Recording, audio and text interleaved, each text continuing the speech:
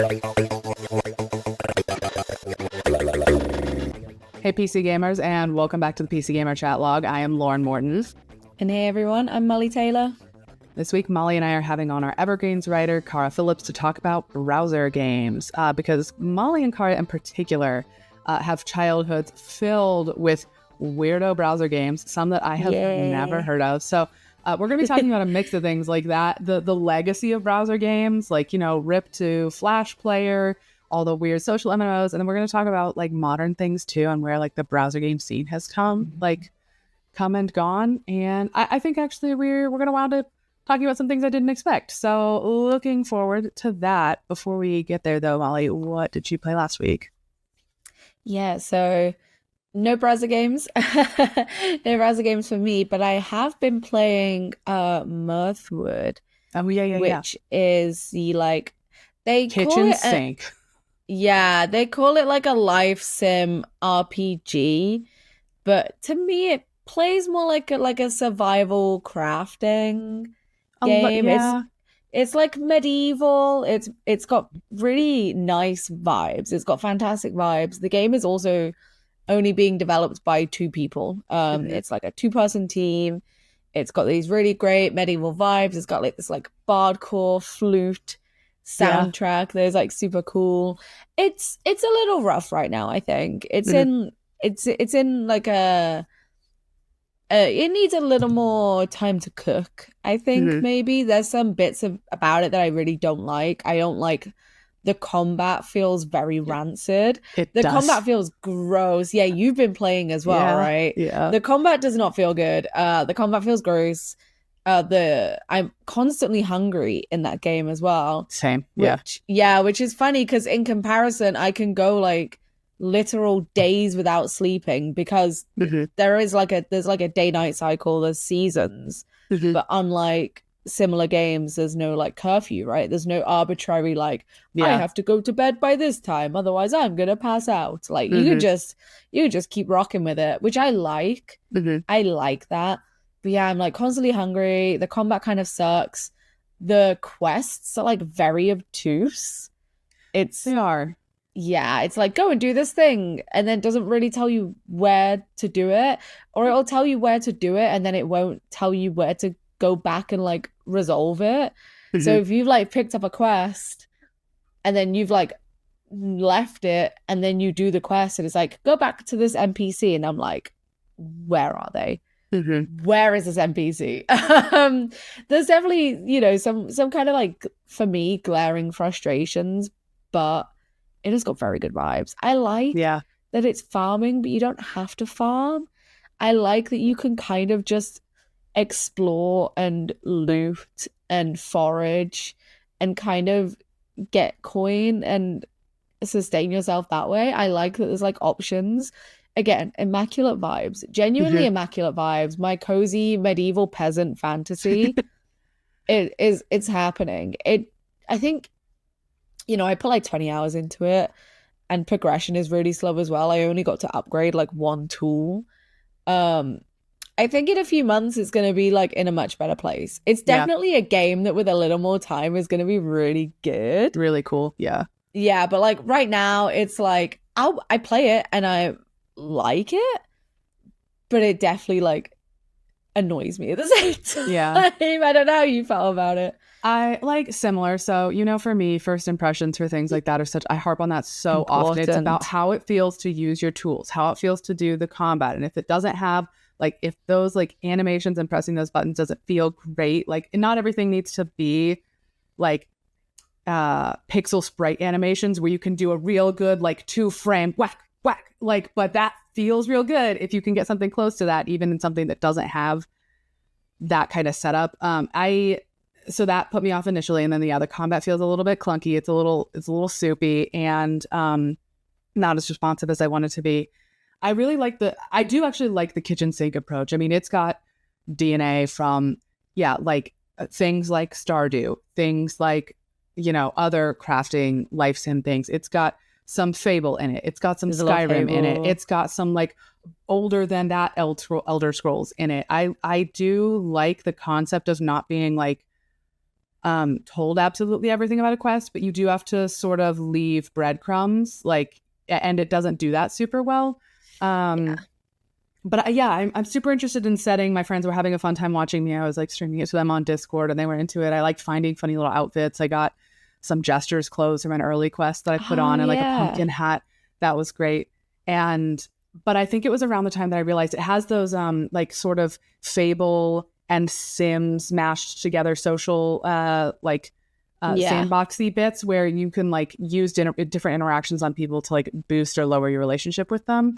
Which does remind me a lot of Fable. But what I realized, I was like, I'm like seeing these people's names as I approach them. And then I'm like, where can I see everybody that I've met? Can I see where they, like what their name was and like how much they like me? Is there like a menu for that? And like, no, right? No. There's not one. That I didn't miss it. Yeah, it was about them that I was like, oh, I don't know. That feels like a big missing thing of like how I'm interacting with this system that you've made, which is what made me go, I like Kinseed a lot.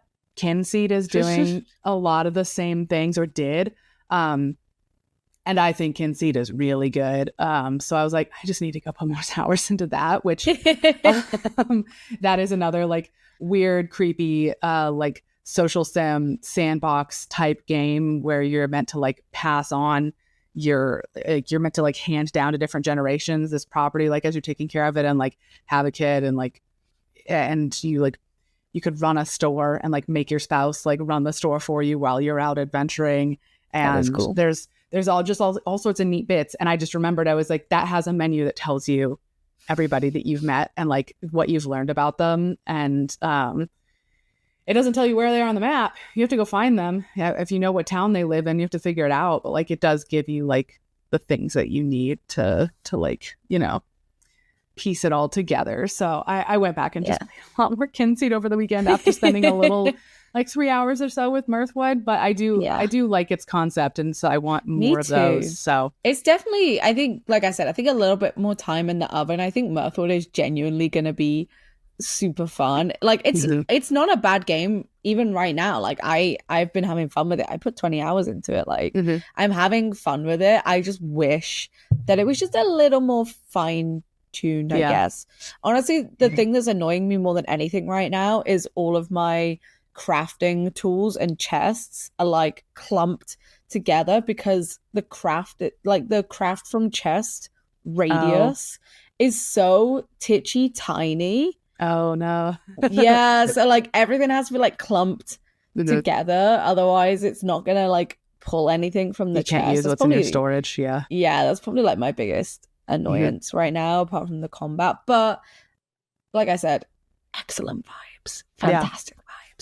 Like the vibes. I liked wandering into the spooky forest and getting scared out again by some I got chased by a Spriggan and like a werewolf or something. I was like, I'm not supposed to be here. Oh no. that was entertaining and fun. Well then, with that all done, let's go grab Kara. Kara, thank you for joining us to talk about browser games. Molly was absolutely certain that like you were gonna have lots of thoughts about this, and you were a browser games kid. So tell us, what do you remember playing? Like, what are some of the browser games that you were super deep into back in the day?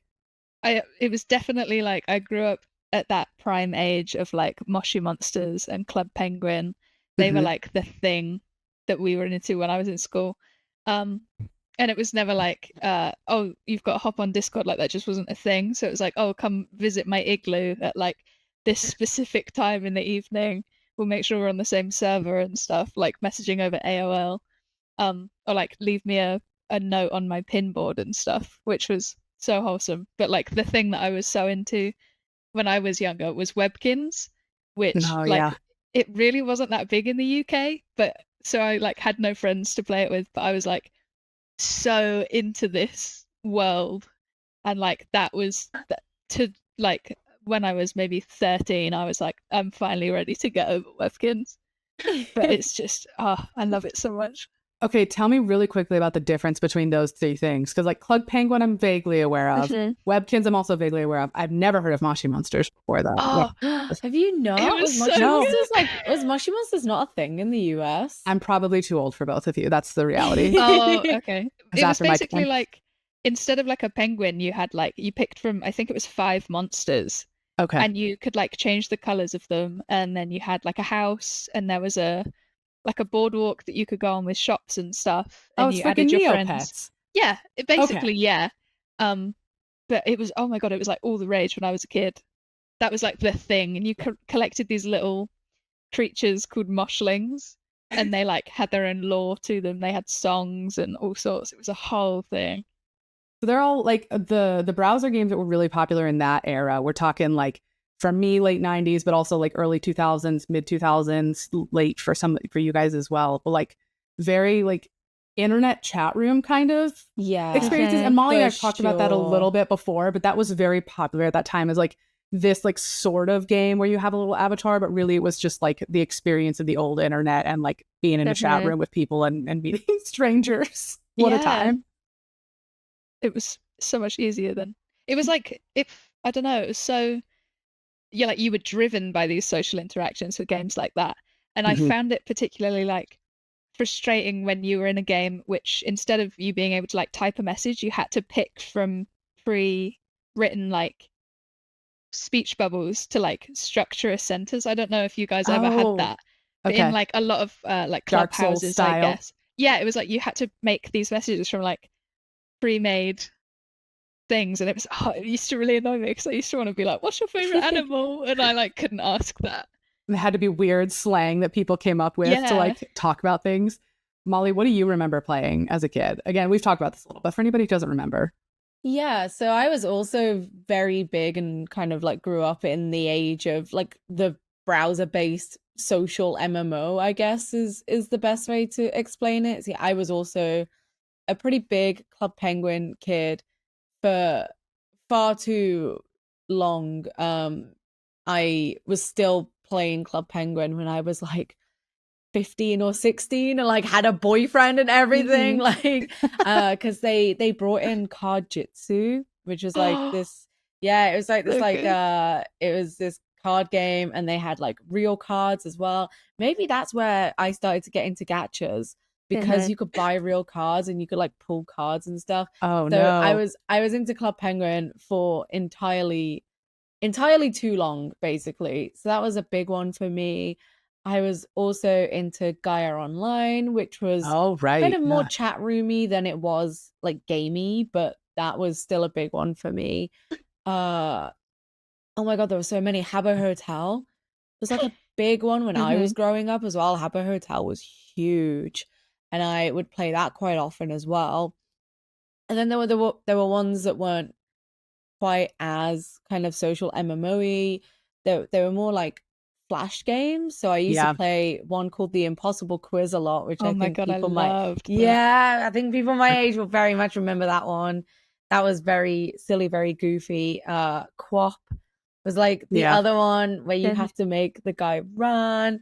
8-Ball Pool, like a mini clip classic, a helicopter game, like so many. And then because of growing up sort of in the early 2000s, it was a time where a lot of like kids stuff, like a lot of kids websites would just have like this extensive collection of games, weird like mini Cartoon games. Network.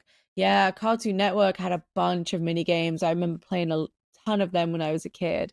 They were like Barbie ones as well, and there was like dress up stuff like Star Doll and My Scene. My Scene was a big one as well that I was really into as a kid. So yeah, if you couldn't tell, I played a lot of browser games when I was younger. So yeah, I guess like social MMO was like one aspect of it, and then kind of like viral flash games, I guess was the other facet of it, and then just like licensed kids website stuff. Like the trifecta of 2000s browser games. Yeah. I mostly remember the Flash and like the mini clip, the battlegrounds, all that stuff. Like those are the things that occupy a lot of space in my memory. I didn't do as much of the social MMO chat room type things. I don't know. Maybe I was just doing other things online, because I definitely was on AOL and AOL Kids, and like I dabbled in Neopets, but yeah, that like for you guys, browser games, like back then especially, and I think the scene has changed and we'll talk about that, but it was like definitely an access thing, right? You don't have to own a console, you don't have to own a Game Boy, but a lot of people own a family computer, or can get access to one at their library or at school or something. So everybody's played QWOP, or like everybody's made an account on Club Penguin and they play it when they can nap time on the family computer, right? Yes, exactly. That was the biggest thing for me personally, was that, you know, I had a computer with my dad. I had like a laptop, but it couldn't really like run games. It wasn't a laptop for running games, but you know, my dad had a PC, and then I would basically just use that PC, right? And growing up, like, we didn't have a ton of money to keep buying new games, especially when you're a kid and you've got like such a short attention span, right? Yeah. You're not going to be like begging for like a $40 PC game that you're going to use once or twice, and then you're going to be like begging for the next one, right? So I think having access to like browser games, which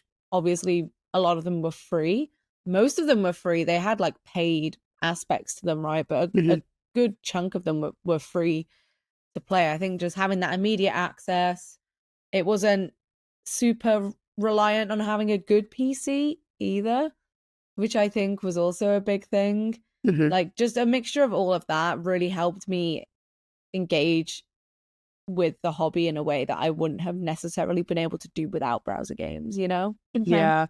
I think I was wondering how we kind of like lost that browser game culture. And I think it's like a trifecta of several different things, right? Like, as you pointed out, Molly, like they were free. That was a big thing. What happened? The mid to late 2000s, smartphones happened, and free access to games moved to apps on your phone a lot of times. And then we had, you know, the eventual death of Flash happened as well. And then rest in peace. Yeah, right. And like the free games that started on phones but then became popular, like freemium style games, also moved to PC. And I think we've seen other games take over that like space and culture for kids instead of browser games, because they can get different things for free that are not just like going to a web page. But before we get deep in that, I want to talk about like current browser games, like actual current browser games that we like or that we know of. Because I have on PCGamer.com a list of the best browser games. It has some weird things on it, some popular things on it, like Cookie Clicker is on there. Cookie Clicker is a classic, and of course now it has a Steam version, but it started as a browser game, just a incremental clicker game. Do you guys have other like ones that you've played recently or wanted to talk about? Stuff that's like been popular now? Not one that's like been super popular, but just one that I always go back to is An Average Day at the Cat Cafe, which is on itch. And it is basically what it said. Well, like, it is what it is. You run a cat cafe, but instead of it just being cats, it's like different creatures and stuff that come to your cafe, and you have to like make them a drink or like make them lunch or something. And it's like so simple, but it's just so like just a classic browser game. Like, you have to move around and like interact with different objects and make this meal in like such a short amount of time to serve your customers, and it's so cute, and all of the art is really nice. And then these little ghosts, these little freaks come in at night, and some of them are like, you have to give me all the money out of your till, and you can't exactly just be like, no, so you just have to do it. You just get robbed in the cute cat cafe game? You get robbed. There's this one ghost that comes in, and he's just like, he's got no pants on, and you have to go into the cupboard and just like give him a roll of toilet roll and then like send him on his way. And it's just it's like so funny in such a simple way that every time I'm like, I don't know what to play, I'm like, well, Average Day at the Cat Cafe. And That's so fun. I always go back to it. It's it's so sweet. People forget about itch.io a lot, I think. And like some things on itch.io you actually download, you know, it works as a launcher and you download it and you play it through there. But I think some, like, it also acts as a browser. Do you just literally play it in the itch app without downloading anything? Yeah, so you just go to it, you just type in an average day at the cat cafe, and it's like there, ready to go, and it Nice. saves your progress. So like you don't buy fun. upgrades or anything. You literally just do like day after day at this cafe, and then you can just pick up where you left off, and it's always there. That's awesome. That is truly a classic browser game. Like that's the Yeah. good shit. The classic browser game. What about you, Molly? Yeah, so I was trying to think, and like I guess I wouldn't call it the original itch.io, but like Newgrounds was like a big Mhm. it's like a big location for browser games back in the day, but it still houses like I would say maybe one of the bigger browser games, which is Friday Night Funkin', which Mhm. is Oh, like yeah. a rhythm game that I have like mixed feelings on.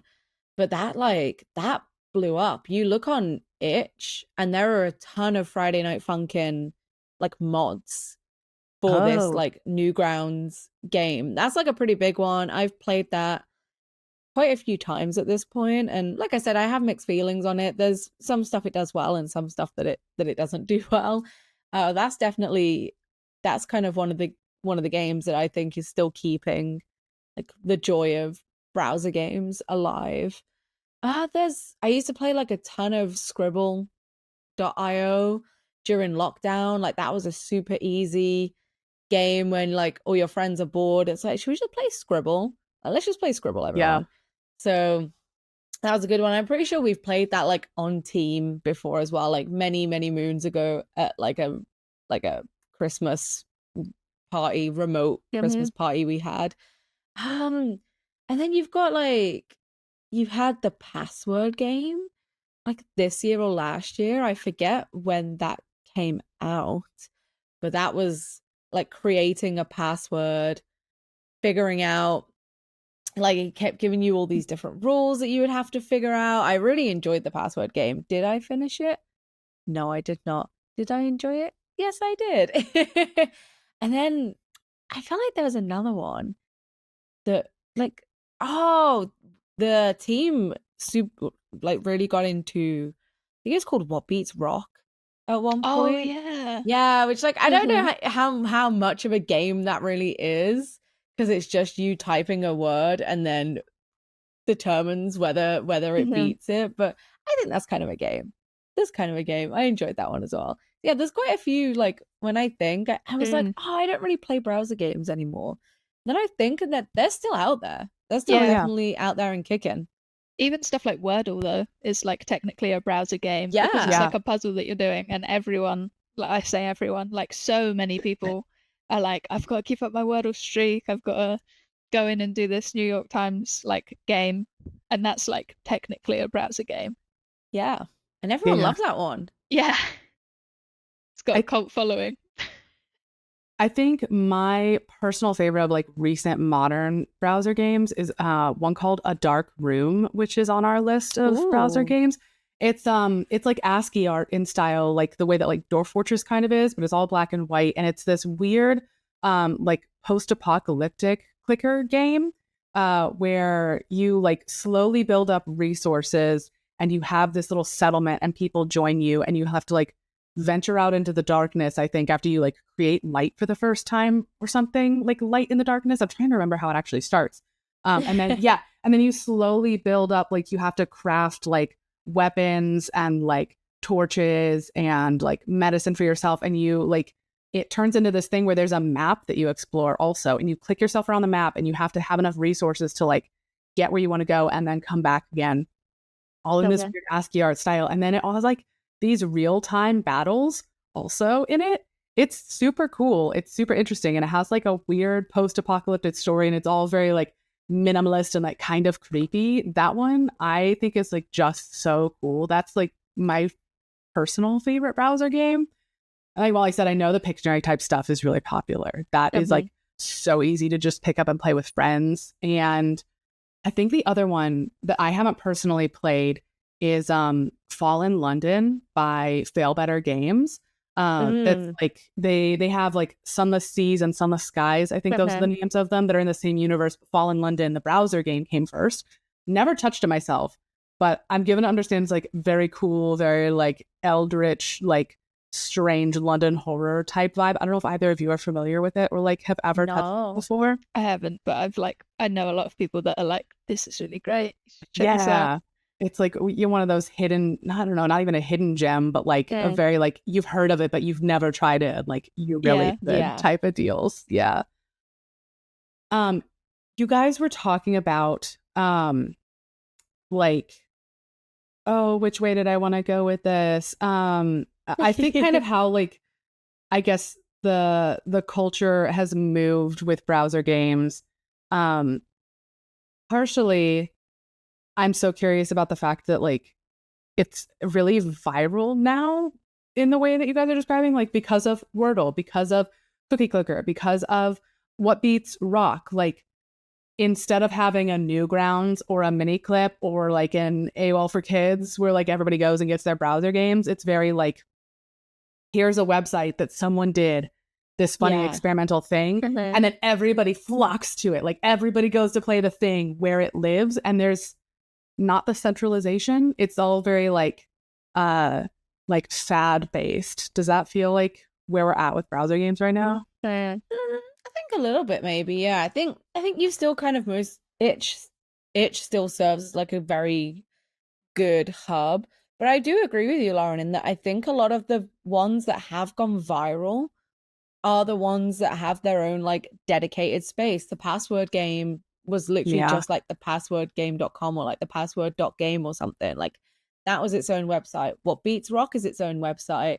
Wordle, before that got folded in to the New York Times stuff, that was its own website. And I think it still is, to be fair, but like that did still start off as like just its own website. And I don't know if that contributes to its virality, that it's just in one place and it's not like, oh well, if you go to this website, so you have to remember the website name and then also remember the game name and then search it and then hope that it appears, whereas you could just be like, oh, it's just like whatbeatsrock.com, like you know what I mean? Yeah. I don't know if that like helps its virality somewhat. Maybe. I think it's like easier for people to share links to the thing that takes you directly to the game as well. Like if you were sharing a game, like you say, Molly, if you were sharing a game on like Miniclip or something, you'd have to be like, oh, it's on Miniclip, and then you have to search for it. And I think being able to like quickly send it out is more attractive to people who literally just want to get in and play it straight away. Which definitely helps with when things become so viral, because it's like, oh yeah, I played that. Like people can immediately join in the discussion about it. They don't have to get to a certain point or like have to search for it themselves. Like it's right there. They can just join in as soon as it's like getting popular, and then drop it as soon as it doesn't like have that audience anymore. Yeah. Does Jackbox count as a browser game? Ish.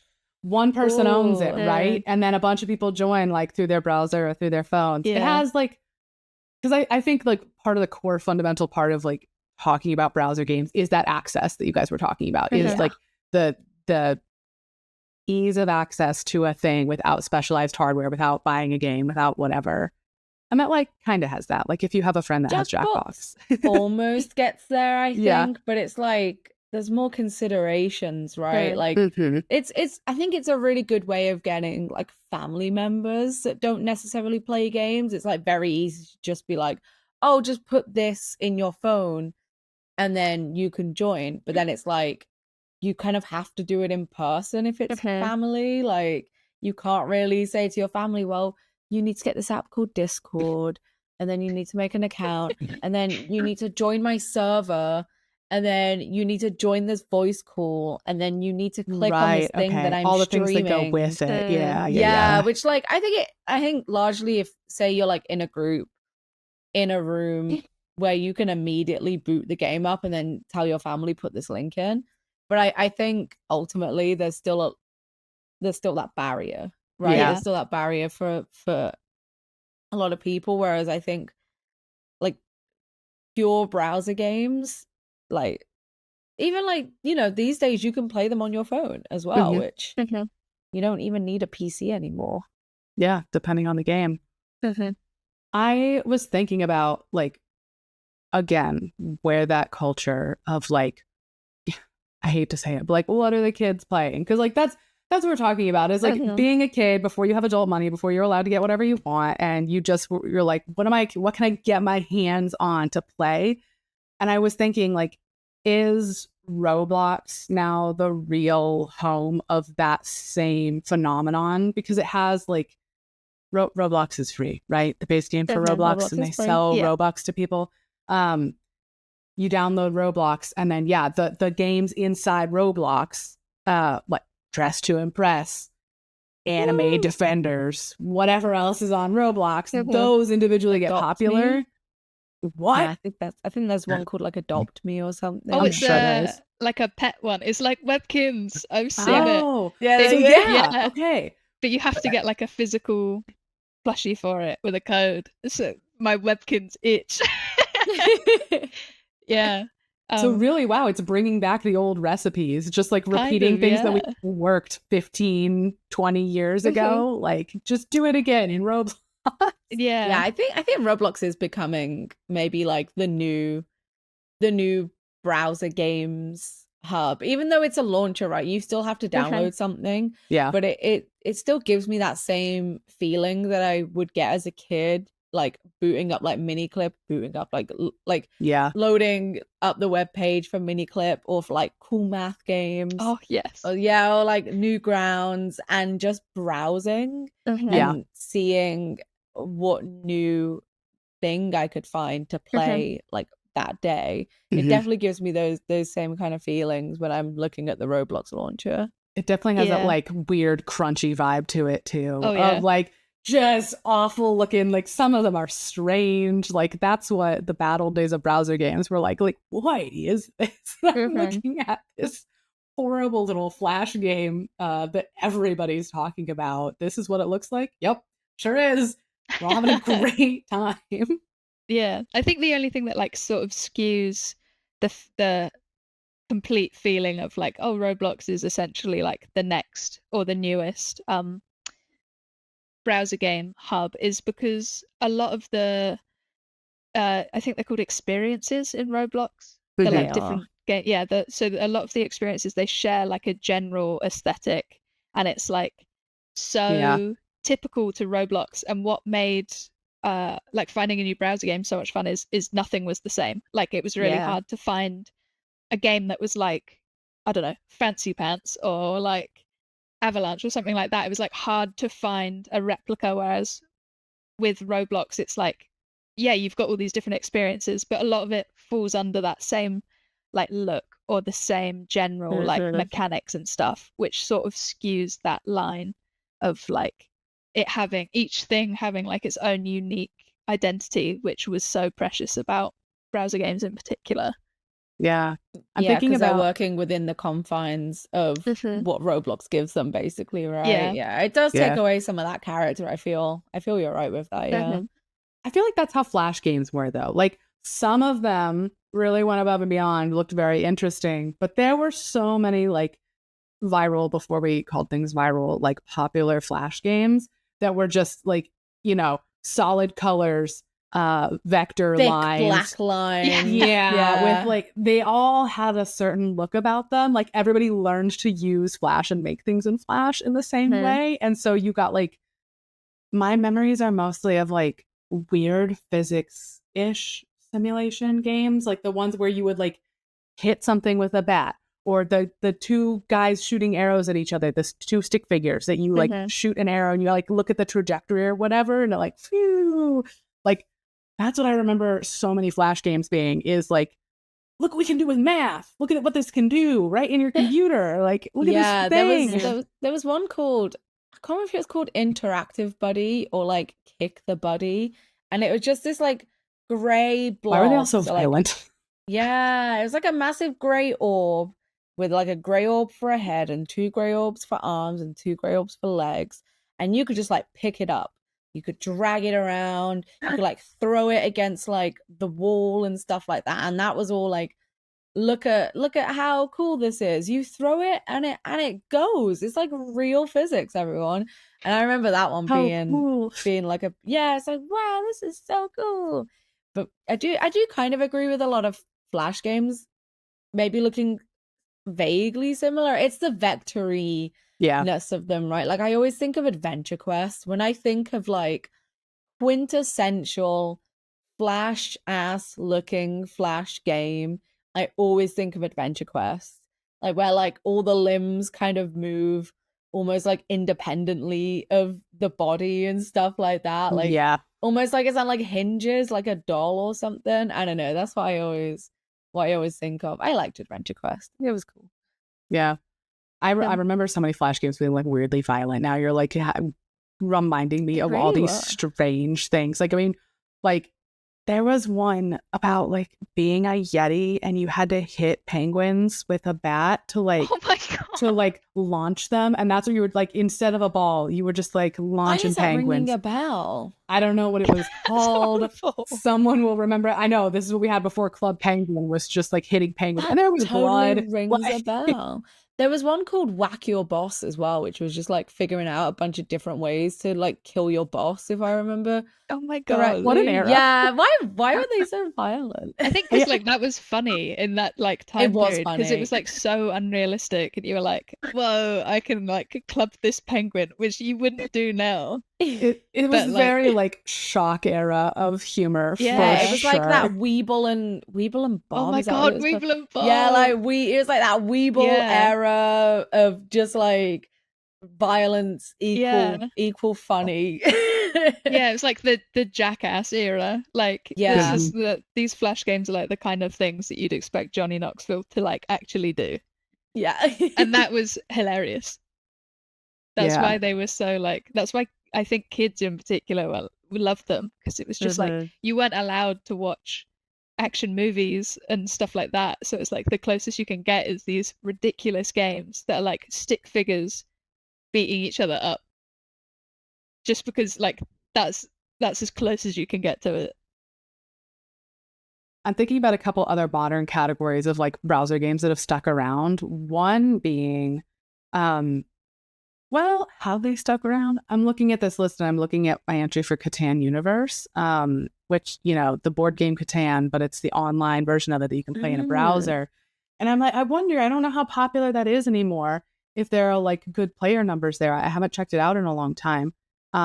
If there's like, because, you know, online poker, online Catan, online, like whatever competitive games that you could play right in your browser. Chess, Chess.com. Chess.com. Oh, chess.com. I can't believe we forgot about chess.com. Chess.com.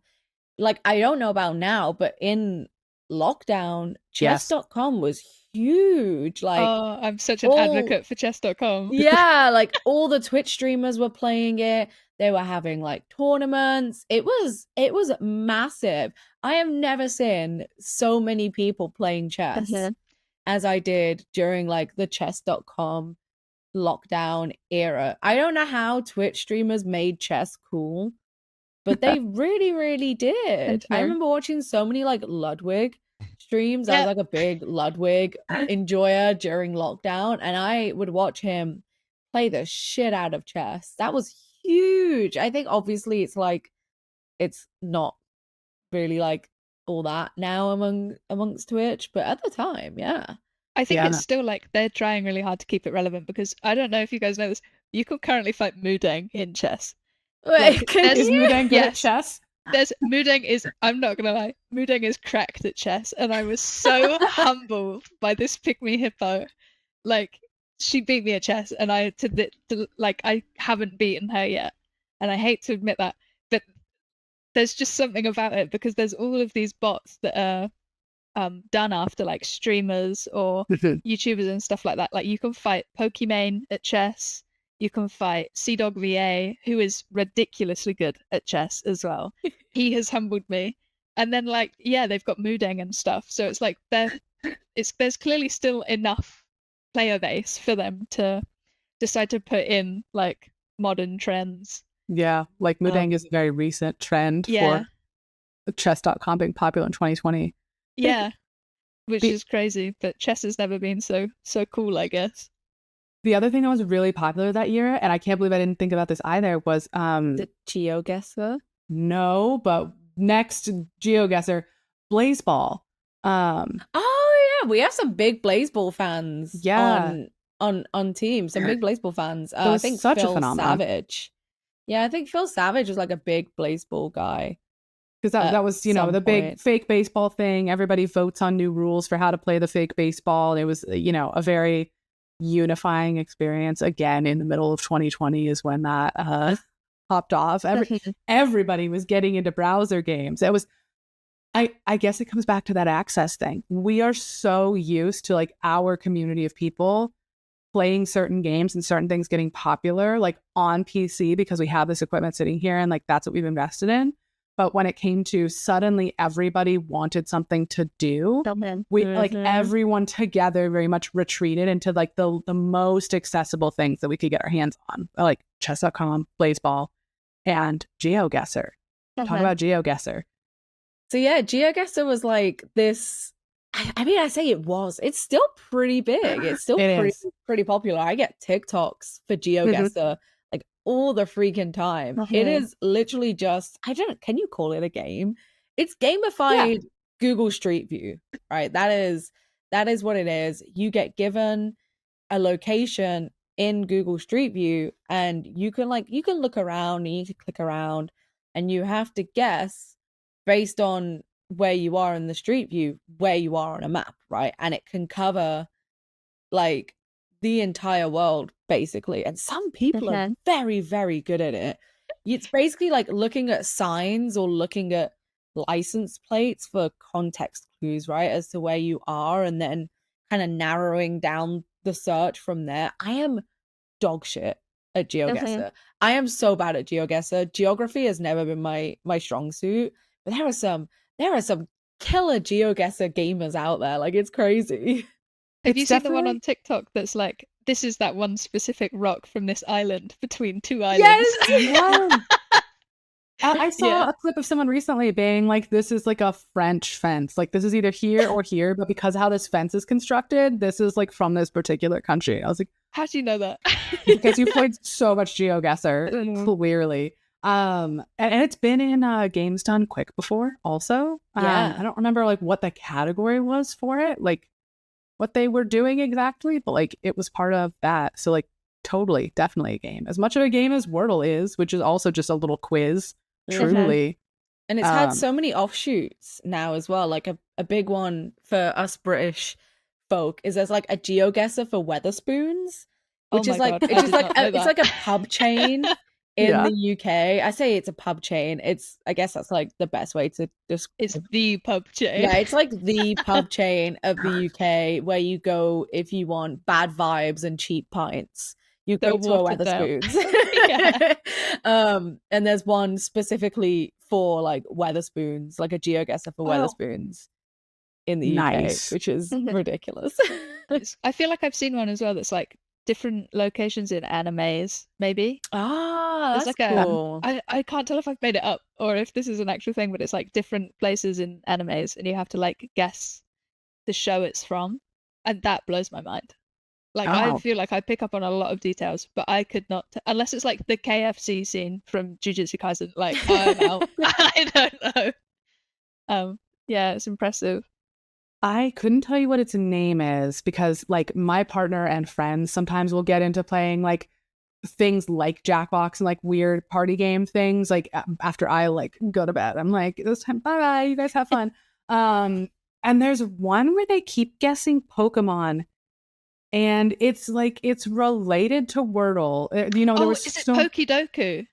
Maybe. It's like a grid, and it's like... They shout things type. like, it's this type, but it's this color, but it's whatever. Yes, Pokidoku. Tell me what that is, Cara. Okay. Tell people what that is. It's like a 3x3 grid. Okay. So it's Sudoku.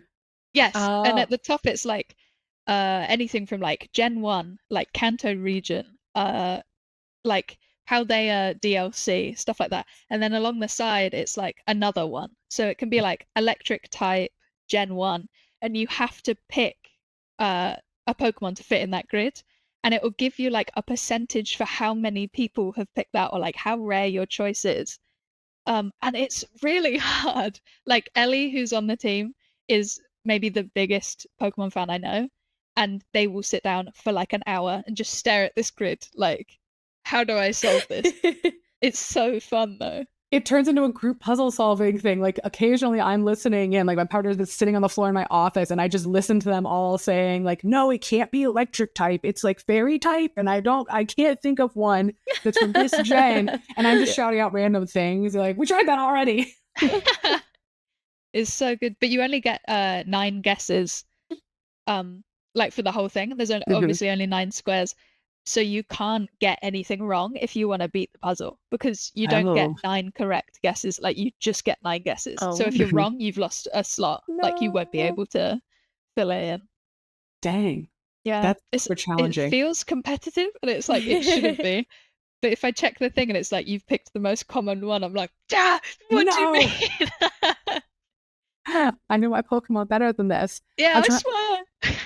Now I'm trying to think of other like weird things that have gotten popular because there's just so many like, yeah, we started out this conversation being like, oh, our browser games like popular anymore? But like they truly are. Like they're just like simmering below the surface, like in all of our friend groups. Like these weird things that people pull up when they're bored of everything else. I was gonna wonder if like things like, you know, other than chess, like Catan and like the board game stuff, browser versions have gotten kind of like cannibalized by like board game sim and stuff that you play through Steam potentially, and like other like official you know, full purchase price things that like conversions of board games. So I don't know if those are as popular as they like once were, but I don't know. I think a lot of browser games as well kind of slowly eventually branch out. Like you say, like Cookie Clicker has like a Steam app now, and you know, like we look at what was maybe arguably one of the biggest browser games at the time, which is RuneScape. Like RuneScape was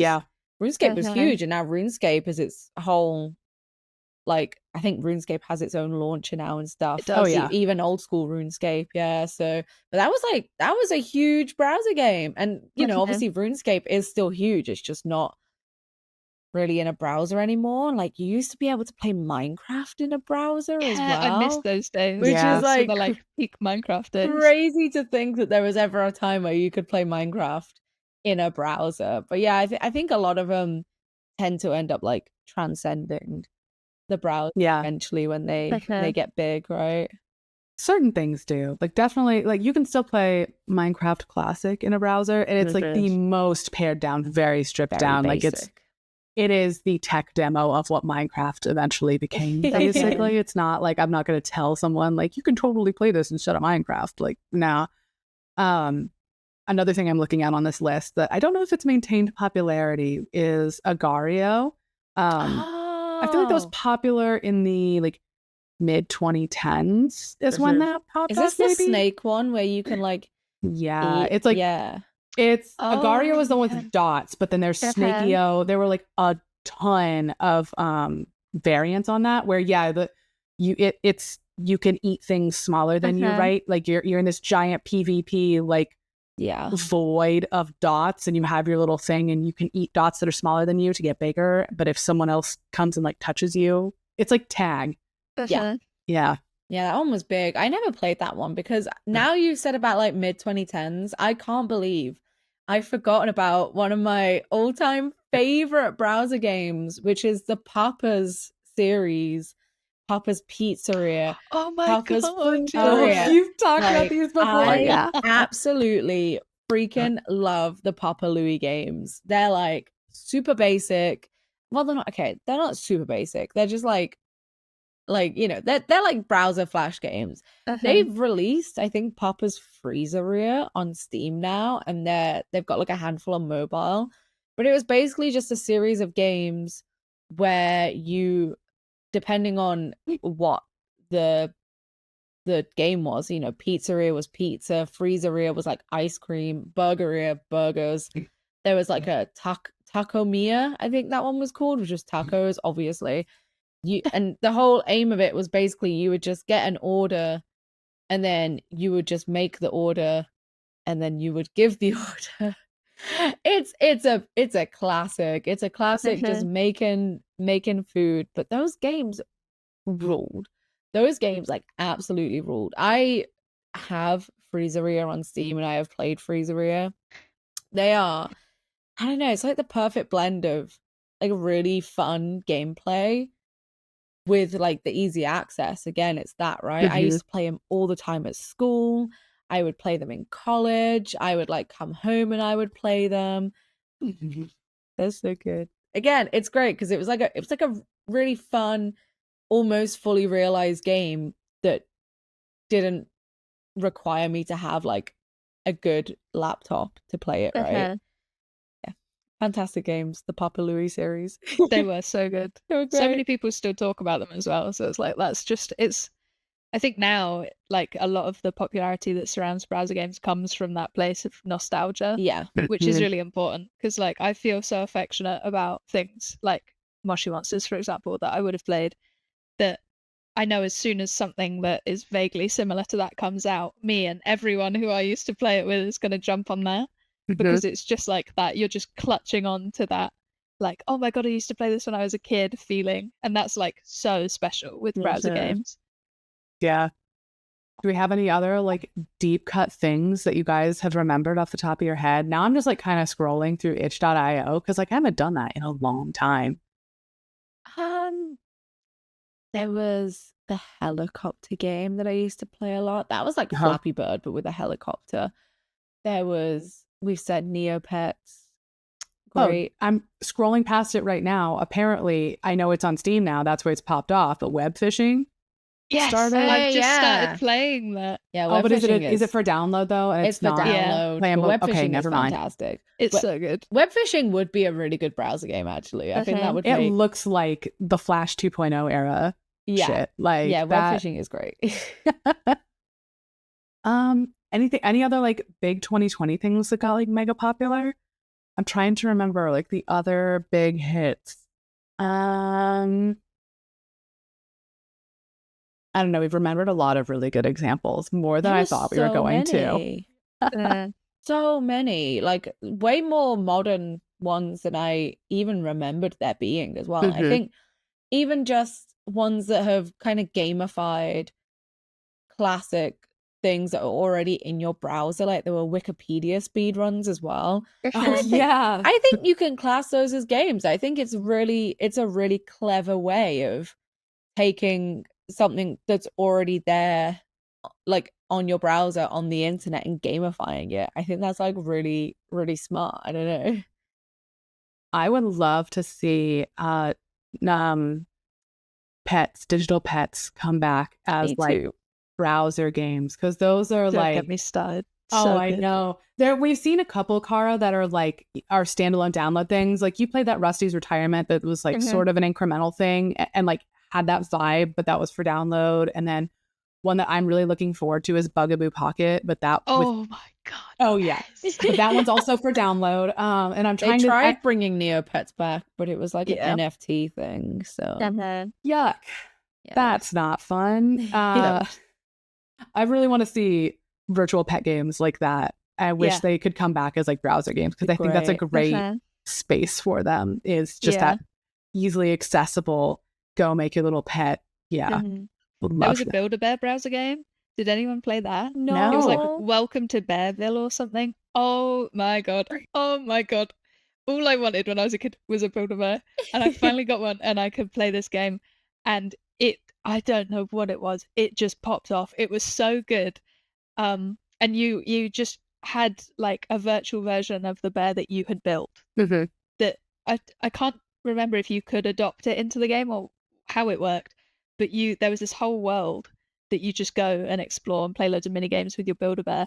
But oh my God, it was so good. And I was devastated when I went back in and it was like, oh, it's shut down. Huh? I just bought a new Build-A-Bear for this. What do you mean? Speaking of licensed stuff for kids, that was like surprisingly good. Oh, that was great. Last shout out from me is I have these memories. I think it was on browser. It was on like maybe the Adult Swim site, was Rainbow Unicorn Attack, the browser game, the like infinite runner. And then it got popular on phones, so I had it on my phone. But that was a browser game. I used to F11, F12, whatever, to open like the elements, and I would cheat it to widen the background so that you could see further ahead. so that I could score big. gamer shit. Yeah. Wow. I absolutely fucking cheated in Robot Unicorn. Fantastic. Did it play oh my god, what song did it play? I'm trying to remember. Be there for you. I will believe in you. How many always? Wow, that has just opened like the mention of my mind palace.